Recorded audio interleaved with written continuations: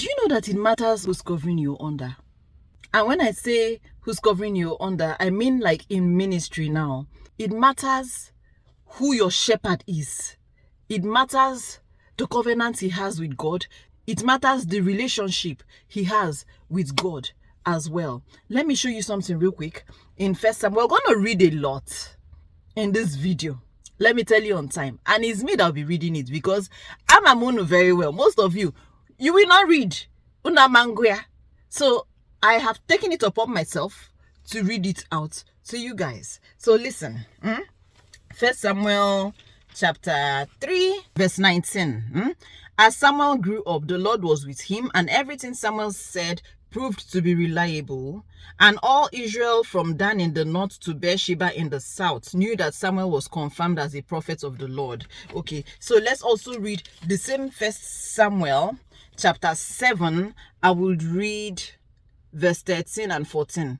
So the Philistines were subdued and didn't invade Israel again for some time. And throughout Samuel's lifetime, the Lord's powerful hand was raised against the Philistines. The Israelite villages near Ekron and Gath that the Philistines had captured were restored to Israel, along with the rest of the territory that the Philistines had taken. Now, this is Samuel. This is how the Israelites did, how they fared under the covering of Samuel. Because God was with Samuel, God showed himself powerfully and mightily in the life of Samuel and the lives of the Israelites as a whole.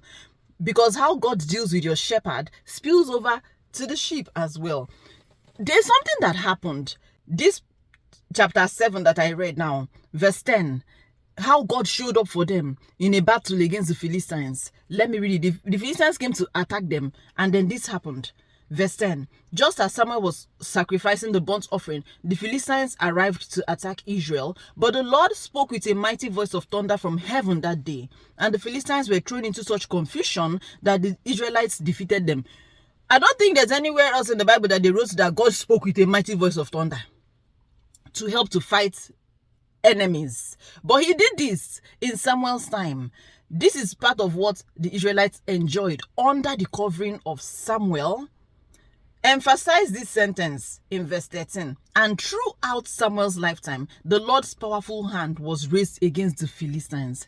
It matters the person that you are under his covering or under her covering. It matters the relationship and covenants they have with God, like I mentioned earlier. This is not to say that you as a person should not have your own relationship or covenant with God. By all means, you should have. It's very necessary. But I'm just saying that it matters whose own you are under. And then before I read the other verses that I want to read, I also want to let you know that, well, this thing I'm about to say now, it's my own opinion. I strongly believe this. You might think I'm wrong. Just let me know in the comment section. But I strongly believe this. I believe that how you will know whose covering you are really under is whoever God shows up to you with their face in your dreams. For example, you know how people testify in church and they say things like, and then I saw apostle in my dream, or I saw pastor in my dream, and he did this, and he said this, and then when I woke up, and this began to happen, that began to happen. Hope you know that it's not really the pastor or the apostle that showed up in their dreams. Hope you know that it's God that came to them, gave them an encounter with him in their dream, with the faces of their shepherd. So what I'm trying to say is that whoever is that face that God constantly uses, that is whose covering you are under. That is who your shepherd is. Okay, so let me read the remaining places I said I was going to read, because you see now how the Israelites fared under Samuel's covering. Now let me tell you what God planned to do for the Israelites under the covering of King David. Come with me to 2 Samuel chapter 7. I'm going to read from verse 8 to 11. So this is where David planned to build a house for God to live in, because he said that he himself, David, is living in a beautiful cedar palace, and God, the ark of the Lord, is living in a tent. So he had plans to build God a temple.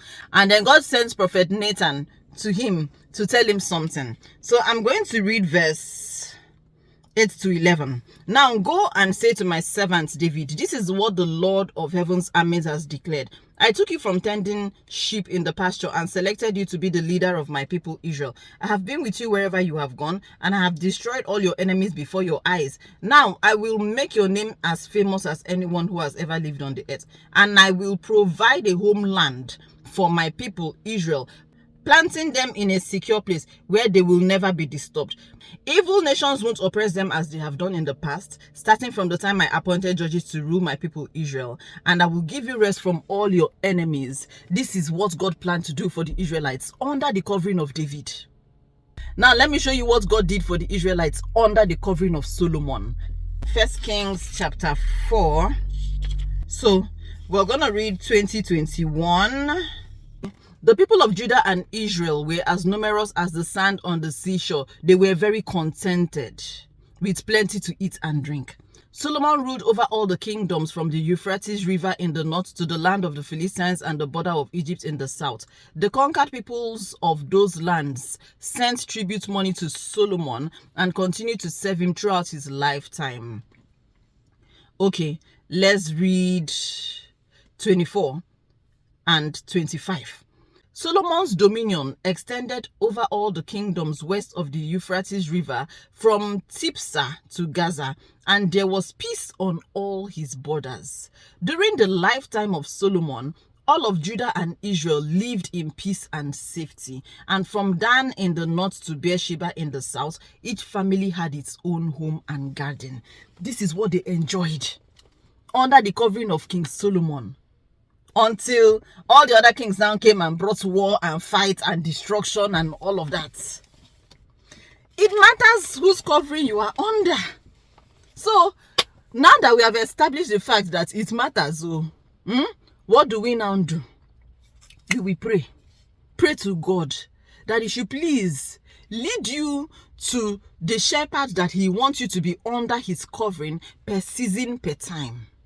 Per season, per time, because God might want you to be under a certain covering for this particular season, and next season he wants you to be under this other covering, under that covering, per season, per time. Pray to God to lead you to the right teaching priest, to the right shepherd who you should be under his covering. You will have your own covenant and your own relationship with God, but it matters whose covering you are under. And this covering thing, it cuts across so many borders. It's also in families and all of that, but this video we are talking about ministry now. It matters who's covering that you are under. I've said that so many times. I'm hoping that it has entered inside your head. I'm hoping that it has sunk into your head by now, that if you didn't know before, now you know that it truly matters who's covering that. Yeah, let's have it, who's covering that you're under. Okay, thank you so much for watching this video. Take care. See you in the next one. Bye.